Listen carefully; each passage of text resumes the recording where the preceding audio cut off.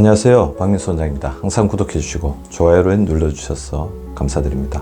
혈압이 높으면 근력 운동을 하면 해로운가요? 그리고 혈압이 있는데 근육이 많으면 오히려 해가 되나요? 이런 부분들을 물어보십니다.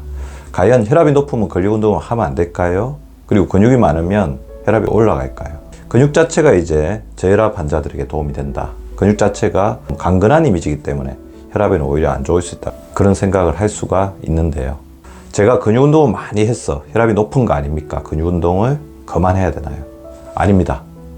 근육이 많을수록 혈압 조절에 유리합니다.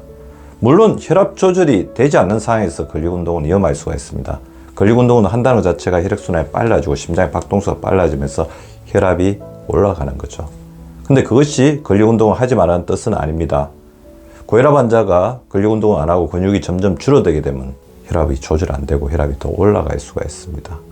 즉 혈압이 조절되지 않는 상황에서는 근력 운동을 하면 안 되지만 고혈압 환자는 혈압을 조절하면서 근력 운동을 반드시 해야 합니다. 그래서 혈압이 안정되면 근력 운동을 유산소 운동과 같이 해야 되는데요. 왜 그러냐면 혈압 조절은 근육량과 비례하기 때문입니다. 혈압이 정상이다, 혈압이 좋다라는 말은 무엇일까요? 혈압이 낮다는 것을 의미할까요? 오히려 혈압이 낮다, 저혈압이다, 안 좋다는 건 알고 계실 겁니다.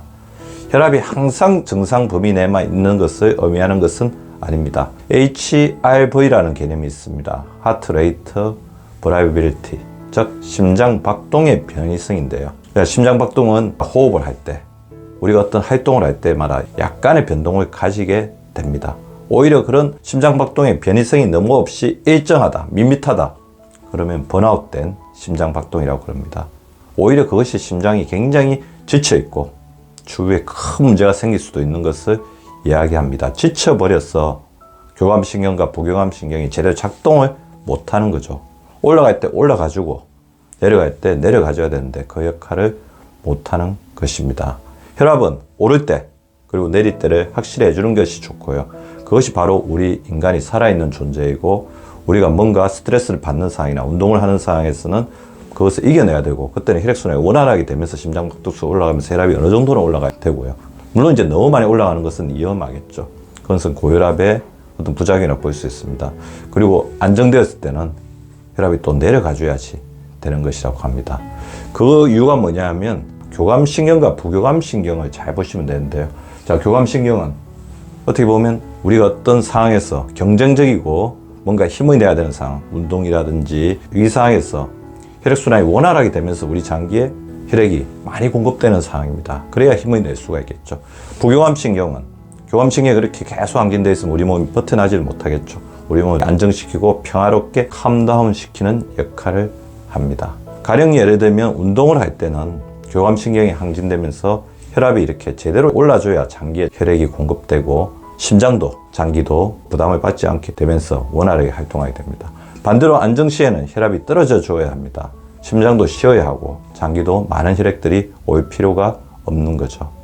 이렇게 교감신경과 부교감신경계가 균형을 이루면서 제대로 작동할 때 우리는 건강한 몸이라고 할 수 있습니다. 근육이 많으면 혈압을 올릴 땐 또 신속하게 혈압을 올립니다. 이때 제대로 올려주지 못하면 기립성 저혈압처럼 일어섰는데 혈압이 받쳐주지 않으니까 쓰러지거나 실신하거나 현기증이 생기거나 부작용이 생길 수 있는 거죠. 그리고 그 일이 끝나고 나면 빠르게 나트륨을 배출해서 혈압을 떨어뜨리는 일을 하는 것이 바로 근육입니다. 근육이 많을수록 오를 때는 확실하게 하고 또 바로 내릴 때는 나트륨을 신속하게 배출시키면서 혈압을 떨어뜨려서 안정 상태로 하는 거죠. 그 반대 역할을 하는 것이 있습니다. 내장 지방이 너무 많게 되면 혈액 내 나트륨을 계속 잡고 있어서 밖으로 내보내지 않기 때문에 우리 혈관 내 혈압이 계속 높은 상태로 유지하게 됩니다. 그래서 우리가 혈압을 잘 유지하고 위기 상황이나 변동 상황에서 잘 조절하려면 근육은 많고 지방은 줄여야 하는 것이 바로 그것 때문입니다. 자, 혈압이 조절되지 않는다. 그리고 운동할 때 부쩍 힘이 딸리고 어지럽고 운동이 끝난 후에도 혈압이 안정 상태로 빨리 돌아가지 않는다면 그 원인은 근육의 부족에서 찾아야 합니다. 따라서 이때는 근육을 늘리는 생활 습관을 반드시 해야 되죠.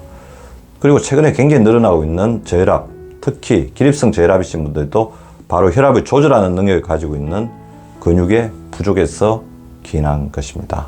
제가 말씀드린 것처럼 올릴 때 제대로 못 올리는 거죠. 자, 혈압을 우리 상황에 맞게끔 우리 외부의 환경에 맞게끔 우리 몸이 제대로 작동할 수 있게끔 오를 때는 오르고 내릴 때 내려주는 역할을 하려면 근육을 강화시키는 부분에 좀 더 집중해 주셔야 됩니다. 근육을 늘리려면 어떻게 해야 할까요? 일단 근육의 재료를 잘 공급해야 되죠. 자, 근육이 필요할 때 잘 공급해야 됩니다. 그래서 하루에 제가 항상 말씀드린 것처럼 동물성 단백질과 식물성 단백질을 골고루 이렇게 섭취를 해 주십시오. 자기 몸무게에서 K만 뺀 정도로 섭취를 하면 됩니다.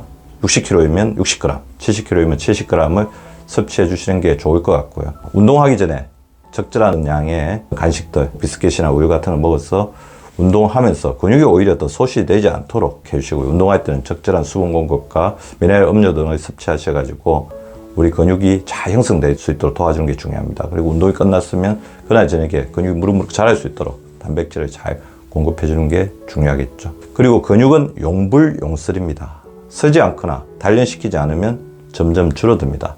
항상 운동해 줘야 되죠. 생활의 운동화, 하루에 7,000보를 걷자. 운동의 생활화, 일주일에 3회 이상 숨차고 땀나는 운동, 근력 운동과 유산소 운동을 해줘야 되는데 제가 항상 강조드리는 것처럼 자기가 있는 공간에서 운동을 하셔야 됩니다. 발굽히기 전은 하루에 300개, 그다음에 손허벅지 운동 300개, 시간이 날 때마다 손을 틀어주고 제2의 심장인 종아리를 강화시키기 위해서 발목 돌리기, 발목 스트레칭을 해주고 있습니다. 우리 근육과 가장 중요한 게 또 파트너 관계가 있는 게 혈관입니다. 근육과 혈관은 형제이죠. 그래서 혈관 건강에 관심을 많이 가져야 됩니다. 콜레스테롤이 높으신 분들은 식이섬유 섭취, 오메가3와 같은 불포화 지방산을 충분하게 섭취해 주시고요.